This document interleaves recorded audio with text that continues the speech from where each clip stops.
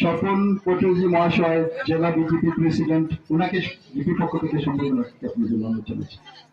ওনাকে সম্বোধনা জ্ঞাপন করছেন কালীনগর জিপি প্রেসিডেন্টের প্রতিনিধি শামীম আহমেদ চৌধুরী মহাশয়। তো এখানে সাংবাদিক ইলিয়াসউদ্দিন জিপির পক্ষ থেকে সম্বোধনা জ্ঞাপনের জন্য অনুরোধ জানাচ্ছি। বিকশিত ভারত সংকল্প যাত্রা কার্যক্রমে মঞ্চ উপবিষ্ট কালীনগর জিপি সভাপতি প্রতিনিধি আমার এবি মহোদয়, এই কলেজের অধ্যক্ষা মহোদয় এবং মঞ্চ উপবিষ্ট বিভিন্ন বিশিষ্ট জনেরা এবং আমার এই কালীনগর জিপির শ্রদ্ধেয় নাগরিকবৃন্দ, আমার আত্মীয় পরিবারবৃন্দ,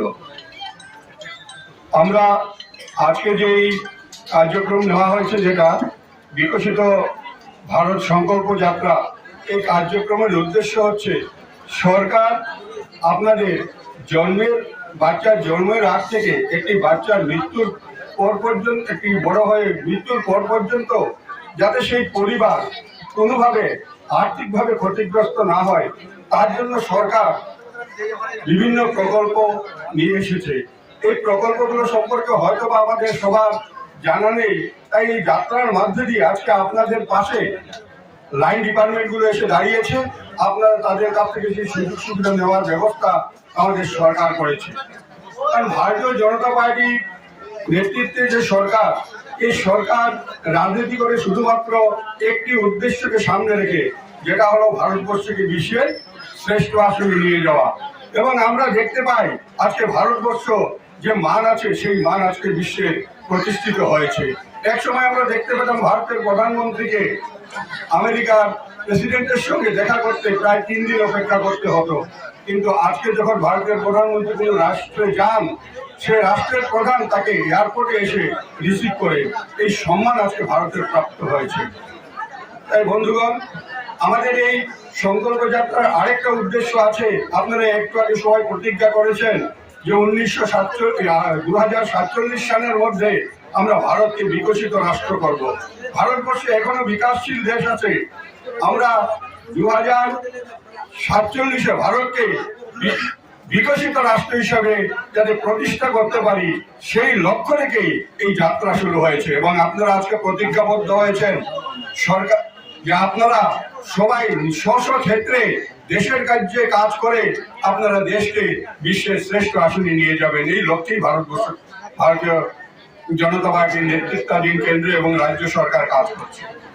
আমরা যদি লক্ষ্য করি বিভিন্ন ক্ষেত্রে, আজকে আমরা অর্থনৈতিক ক্ষেত্রে ভারতবর্ষ আজকে বিশ্বের 3য় বৃহত্তম রাষ্ট্র হিসাবে আজকে পরিগণিত হয়েছে।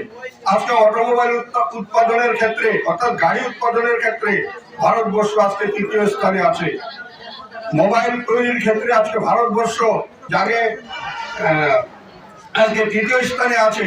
এর আগে আমাদেরকে যে মোবাইল, যেটা আমাদের ফোন, সেই ফোনটাকে বিদেশ থেকে আমদানি করতে হতো, আজকে বিদেশ থেকে আমদানি করতে হয় না, ভারতবর্ষ আজকে বিদেশে রপ্তানি করছে। আপনারা যদি সেই বিগত কোভিড কালের দিকে তাকান, যে সময় মানুষের রোজগারের ব্যবস্থা ছিল না, মানুষ ঘর থেকে বেরোনোর কোনো রাস্তা ছিল না, চারদিকে কোভিডের আতঙ্ক ছিল, সেই সময়ও এই ভারতীয় জনতা পার্টির নেতৃত্বাধীন কেন্দ্র সরকার এবং রাজ্য সরকারের জন্য আমরা কেউ নিরান্ন থাকিনি।